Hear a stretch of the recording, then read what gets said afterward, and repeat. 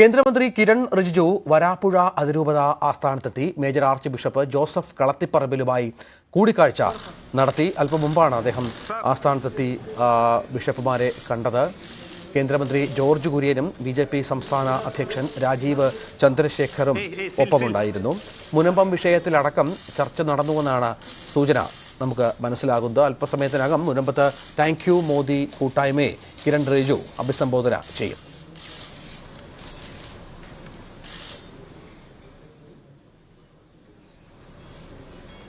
അല്പസമയത്തിനകം മുനമ്പത്ത് ഈ പരിപാടി നടക്കും. മുനമ്പം വഖഫ് ബിൽ അത് പാർലമെന്റിൽ അവതരിപ്പിച്ച ശേഷം കേന്ദ്ര നിയമകാര്യമന്ത്രി മുനമ്പത്തെത്തി ജനങ്ങളെ അഭിസംബോധന ചെയ്യുന്നു എന്ന് വളരെ പ്രധാനപ്പെട്ട ഒരു കാര്യം കൂടിയുണ്ട്. അല്പസമയം അദ്ദേഹത്തിൻ്റെ വാർത്താ സമ്മേളനം ഉണ്ടായിരുന്നു. അവിടെ ഈ മുനമ്പം ഈ വഖഫ് ഭേദഗതി അടക്കം മുനമ്പം വിഷയം പരിഹരിക്കാൻ സഹായകരമാകും, നിയമ പോരാട്ടത്തിൽ സഹായിക്കും മുനമ്പത്തുകാരെ എന്നാണ് മനസ്സിലാക്കേണ്ടത്. ആജ്ഞ രവീന്ദ്രനുണ്ട്. ആജ്ഞ എന്തൊക്കെയാണെന്ന് ഇപ്പോൾ മുനമ്പത്ത് പരിപാടികൾ, ഒപ്പം ബിഷപ്പുമായുള്ള കൂടിക്കാഴ്ചയുടെ വിശദാംശങ്ങൾ? കേന്ദ്രമന്ത്രി കിരൺ റിജിജു അല്പസമയത്തിനകം മുനമ്പത്തെത്തും.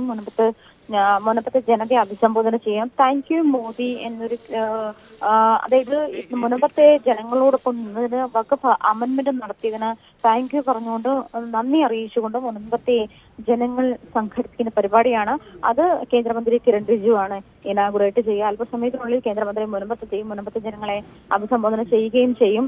അതേസമയം തന്നെ അല്പം മുൻപ് അദ്ദേഹം വാർത്താ സമ്മേളനം നടത്തിയപ്പോൾ മുനമ്പത്തെ ജനങ്ങളെ ഫേവർ ചെയ്ത്, അതായത് മുനമ്പത്തെ ഭൂമിയുടെ ഡിസ്പ്യൂട്ടിനെ ചൊല്ലി തന്നെയുള്ള തർക്കം ഉയർന്നു വരികയും അത് LDFും UDFും വോട്ട് ബാങ്ക് രാഷ്ട്രീയമാണ് കളിക്കുന്നത്. അതേസമയം BJPയുടെ പേര് പറഞ്ഞ് ആളുകളെ ഭയപ്പെടുത്താൻ ശ്രമിക്കുകയാണ്.